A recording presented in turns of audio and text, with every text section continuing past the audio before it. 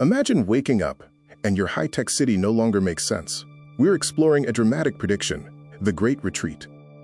The unthinkable shift is moving to the countryside just to survive. This is the future many experts are predicting.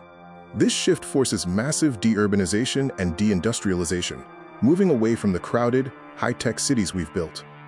We are heading straight for a period of massive de-urbanization and de-industrialization. This prediction challenges our entire way of life. Our modern global economy rests on a single, fragile foundation.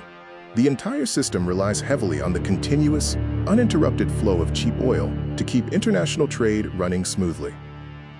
This cheap energy enables massive global supply chains, allowing us to easily buy imported goods like avocados and fresh cherries year-round.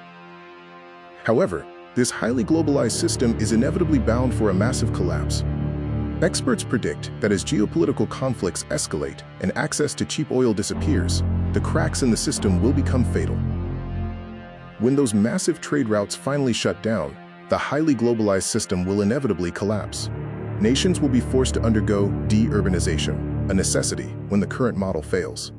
It simply will not make economic sense to have millions of people sitting in crowded concrete cities doing abstract digital work on their computers. De-urbanization means deliberately moving huge numbers of people, especially the younger generation, out of urban centers and back into rural farming areas. Society will simultaneously face de-industrialization as it shifts away from complex global manufacturing.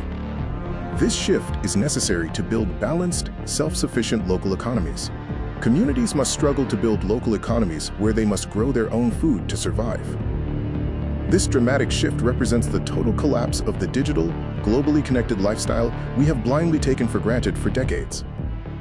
Soon, populations will no longer be able to rely on far-off countries for their everyday needs.